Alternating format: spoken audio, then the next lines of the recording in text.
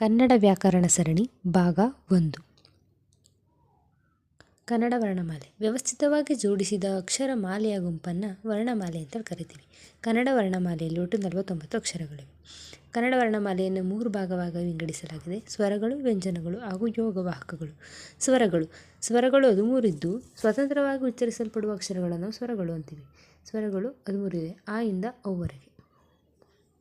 ಸ್ವರಗಳಲ್ಲಿ 3 ವಿಧ: ರಸ್ವಸ್ವರ, ದೀರ್ಘಸ್ವರ ಹಾಗೂ ಪ್ಲುತಸ್ವರ. ರಸ್ವಸ್ವರ ಒಂದು ಮಾತ್ರ ಕಾಲದಲ್ಲಿ ಉಚ್ಚರಿಸಲ್ಪಡುವ ಅಕ್ಷರಗಳನ್ನು ನಾವು ರಸ್ವಸ್ವರ ಅಂತ ಕರಿತೀವಿ. ಉದಾಹರಣೆಗೆ ಆ, ಇ, ಉ, ರು, ಓ.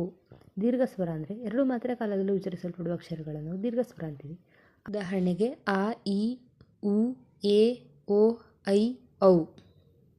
ಪ್ಲುತಸ್ವರ 3 ಮಾತ್ರ ಕಾಲದಲ್ಲಿ ಉಚ್ಚರಿಸಲ್ಪಡುವ ಅಕ್ಷರಗಳಿಗೆ ನಾವು ಪ್ಲುತಸ್ವರ ಅಂತೀವಿ. ಉದಾಹರಣೆಗೆ ಅಕ್ಕ, ಅದರಲ್ಲಿ ಕ ಪ್ಲಸ್ ಆ, ಅಕ್ಕ ಅಂತ ಹೇಳ್ತೀವಲ್ಲ, ಅದನ್ನು ನಾವು ಪ್ಲುತಸ್ವರ.